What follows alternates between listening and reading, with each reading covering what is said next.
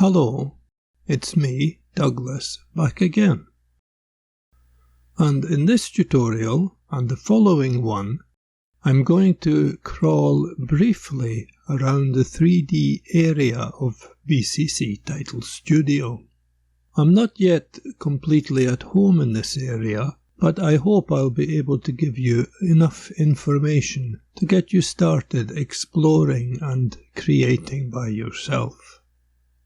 As usual, I'd like to point out that I'm using the standalone version of Title Studio and it isn't plugged into any host application, so some of the views I show may be different from what you see on your computer.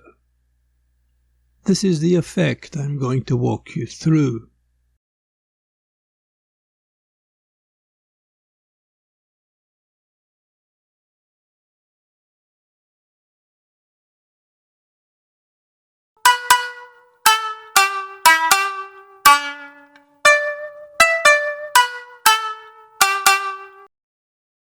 Starting with a blank timeline, I choose Add New Shape and select Sphere.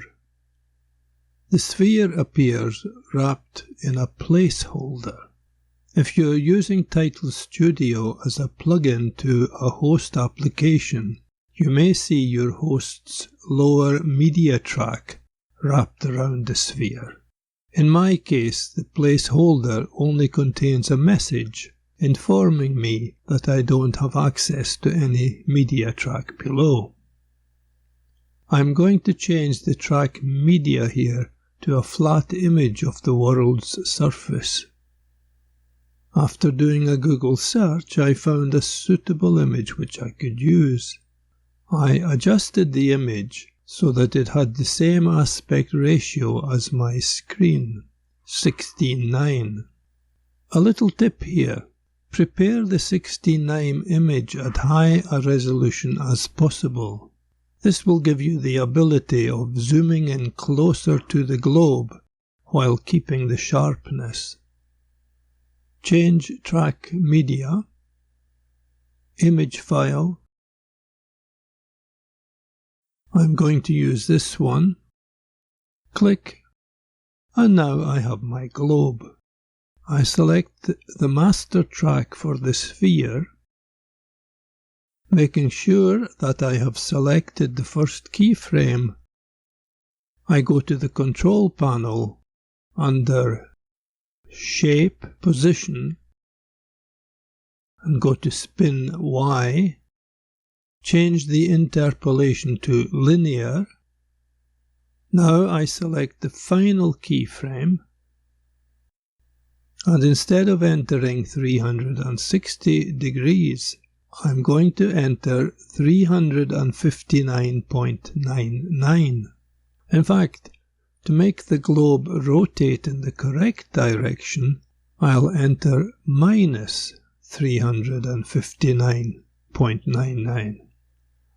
The reason why I didn't enter 360 degrees is that 360 degrees is the same as 0 degrees. Entering 360 degrees would cause the frame to be repeated and the globe to hiccup at the end of each revolution. Now I go to the container track, and in the control panel I select the Lights tab. Next I go to the interactors for the light, select the red arrow for the x-axis and drag it to the right so that the lighting on the globe is coming from the correct direction.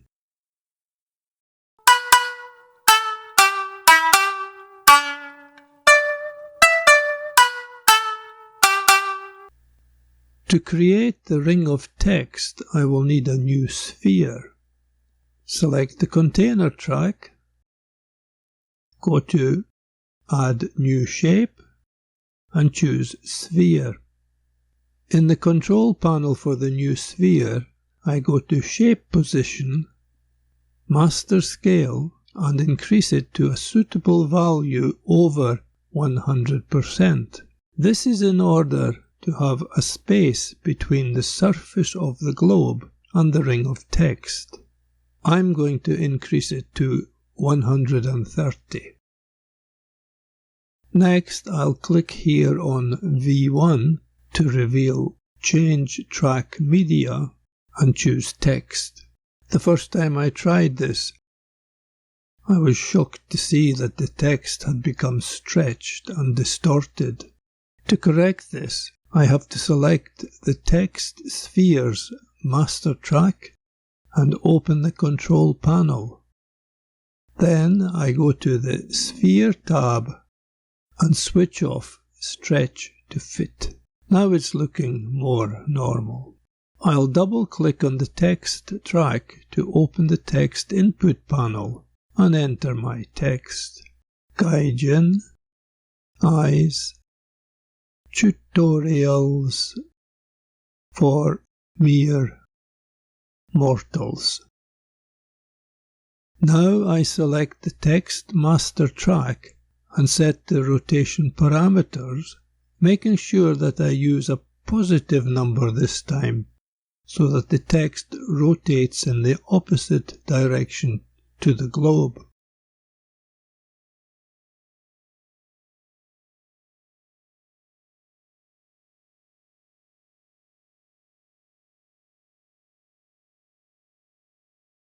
Now, when I play this, I notice that the text does not wrap around the back of the globe.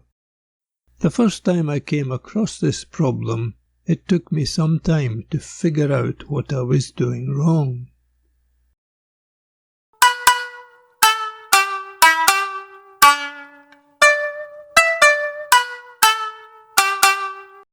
When I first tried this, I noticed that because the globe and the text ring were on their own layers, they were not interacting with each other in 3 dimensions.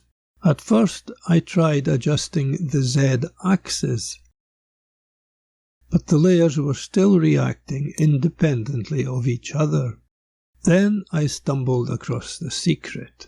When I right-clicked on the container track, lo and behold, the choice of switching to 3D render appeared.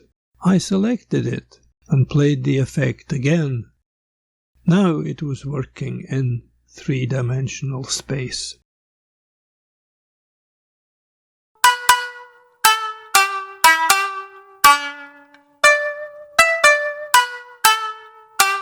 Before I leave this tutorial and let you get on experimenting by yourselves, I'd like to take a very brief look at the lighting. I select the container track, go to the control panel, and select the Lights tab. I already have one point light switched on and in position. Now I'll select a second light and change the type to shadow. This light has 2 sets of interactors. Here are the light source interactors. I'll move the cursor closer until I see a yellow square. Now I'll move the source around so that you can see the shadow being cast on the globe. I'll leave it there, and now I'll click on the white spot at the center of the circles which show the light's target area. I'll adjust the target area interactors. Once I'm happy with the results, I could continue to adjust the size, position, and other properties of the whole effect at container level. And that's all for this tutorial. In the following tutorial, I'll take a quick look at importing and using 3D models into Title Studio. Thank you for watching. Bye for now.